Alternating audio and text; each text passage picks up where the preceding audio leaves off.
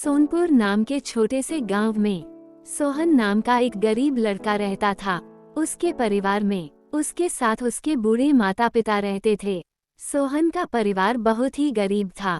उनके पास ना तो कोई जमीन थी और न ही खाने के लिए कोई साधन था। सोहन दिन भर मजदूरी करता और उससे जो कुछ भी कमा पाता उसी से अपने पूरे परिवार का पेट भर लेता। ये देखकर सोहन के माता पिता बहुत दुखी होते। हमारे पास ना अपना घर है और ना ही जमीन। हमारा बेटा दिन भर दूसरों के खेतों में मजदूरी करता है और बदले में उसे बहुत कम पैसे मिलते हैं। हमारा बेटा बहुत मेहनती है, भगवान सब देख रहा है। सोहन ने कभी किसी के साथ गलत नहीं किया, वह ईमानदारी से मेहनत करता है। उसने बचपन से बहुत परेशानियां देखी हैं पर उसने कभी हार नहीं मानी। एक दिन हमारा बेटा भी बहुत धन कमाएगा और उसकी सारी परेशानियां दूर हो जाएगी। सोहन हमेशा सोचता था कि आज भले ही उसकी किस्मत उसका साथ नहीं दे रही हो, पर उसे यकीन था कि अगर वह मेहनत करता रहेगा तो एक दिन उसका भाग्य भी बदलेगा और उसकी सारी परेशानियां खत्म हो जाएगी। एक दिन सोहन लालाराम जमींदार के खेत पर काम कर रहा था। लालाराम पास के एक पेड़ के नीचे बैठा था। सोहन अपने काम में लगा हुआ था। तभी उसने देखा कि लालाराम बहुत ही उदास है और गहरी चिंता में डूबा हुआ है। लालाराम को उदास देख सोहन तुरंत लालाराम के पास गया और बोला, क्या हुआ मालिक? आप बहुत उदास लग रहे हो। मुझे ऐसा लग रहा है जैसे आप गहरी चिंता में डूबे हुए हैं। कुछ हुआ है? मुझे बताइए, क्या पता मैं आपकी कोई सहायता कर सकूं। सोहन की बात सुनकर लालाराम को गुस्सा आ गया और वह सोहन से गुस्से में बोला, अरे तू मेरी क्या सहायता करेगा? तू खुद अपनी सहायता नहीं कर सकता। अगर तू किसी की सहायता करने के काबिल होता तो तुझे 2 वक्त की रोटी खाने के लिए मेरे खेत में काम नहीं करना पड़ता। यहाँ से जा और अपना काम कर, मुझे परेशान मत कर। सेठ जी, ऐसा नहीं है। सब वक्त की बात है, सब किस्मत का खेल है और इंसान को अपनी मेहनत पर विश्वास रखना चाहिए। आज भले ही किस्मत मेरे पक्ष में ना हो, लेकिन अगर मैं ईमानदारी और लगन से मेहनत करता रहूंगा तो एक दिन मेरी किस्मत भी बदल जाएगी। सोहन की बात सुनकर लालाराम बहुत प्रसन्न हुआ। अरे सोहन, तेरे विचार बहुत अच्छे हैं। तेरी बातें सुनकर मन को सुकून सा लगा है। इतनी परेशानियों में भी तू अपनी जिंदगी खुश होकर काट रहा है। सेठ जी, यह सब मेरे पिता की सीख है।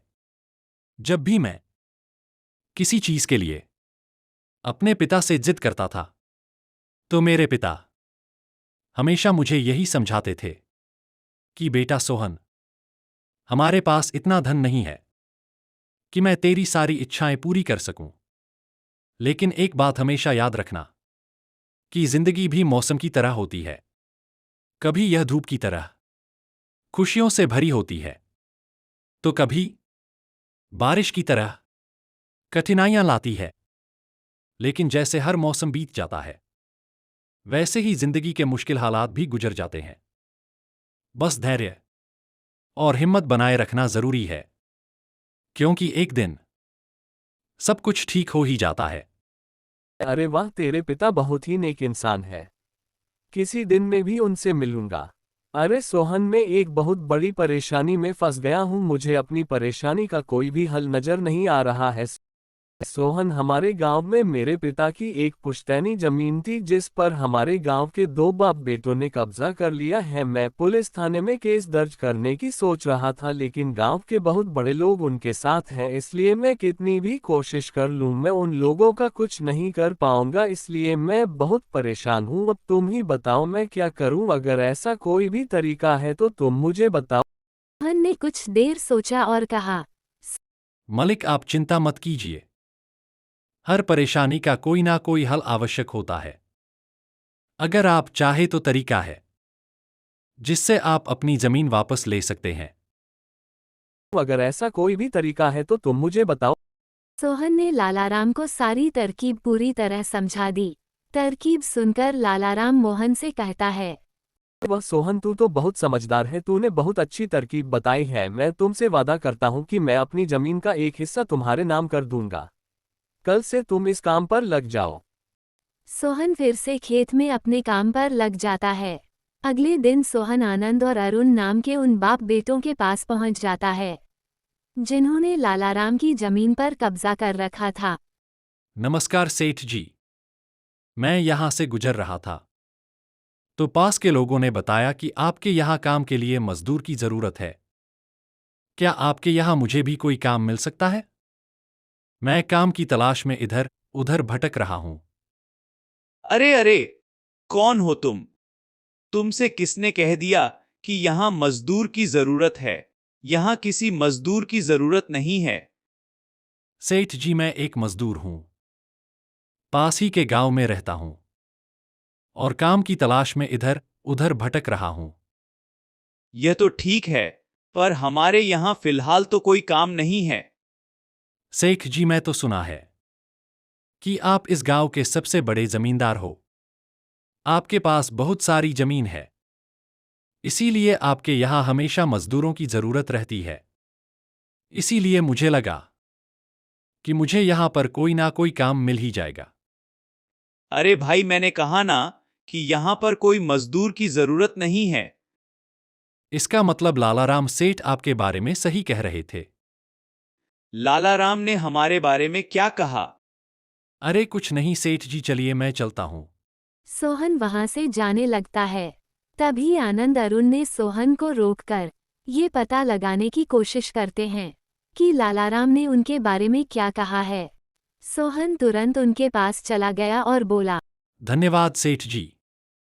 बताइए क्या काम है? आप जो भी काम बोलेंगे, मैं हर काम करने के लिए तैयार हूं। आखिर बूढ़े माँ बाप का पेट पालना है। अरे सब्र रखो, काम तो हम तुम्हें बात ही देंगे। पहले यह बताओ कि लालाराम हमारे बारे में क्या कह रहा था।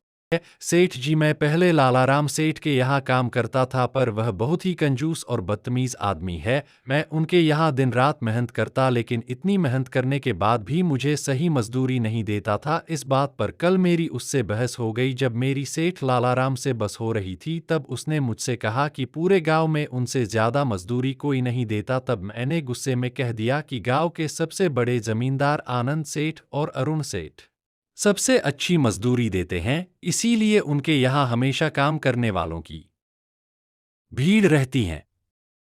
हाँ भाई, बिल्कुल सही कहा था। आनंद और अरुण सोहन की चापलूसी भरी बातों में आ जाते हैं और उसे अपने यहाँ कम पर रख लेते हैं। अगली सुबह जब आनंद और अरुण अपने खेत पर लौटे तो उन्होंने देखा कि वहाँ पुलिस खड़ी है। क्या ये जमीन तुम दोनों की है? हाँ थानेदार साहब, यह जमीन हमारी है और हमारे पास इसके कागजात भी है। फिर तो तुम दोनों को ले जाकर जेल में डालना ही पड़ेगा। ये आप क्या कह रहे हैं थानेदार साहब? हम कुछ समझे नहीं कि आप क्या कहना चाह रहे हैं। अभी तुम दोनों बहुत अच्छे से समझ जाओगे। देखो तुम्हारी जमीन से क्या निकला है। थानेदार के कहते ही दोनों बाप बेटे पलट कर देखते हैं तो उनकी जमीन पर एक लाश पड़ी हुई थी जिसमें सिर्फ कंकाल बचा हुआ था। ये देखकर दोनों बाप बेटे डर जाते हैं। थानेदार साहब, हम इस लाश के बारे में कुछ नहीं जानते और ना ही यह खेत हमारा है। कुछ साल पहले ही हमने यह जमीन लालाराम से छीन ली थी।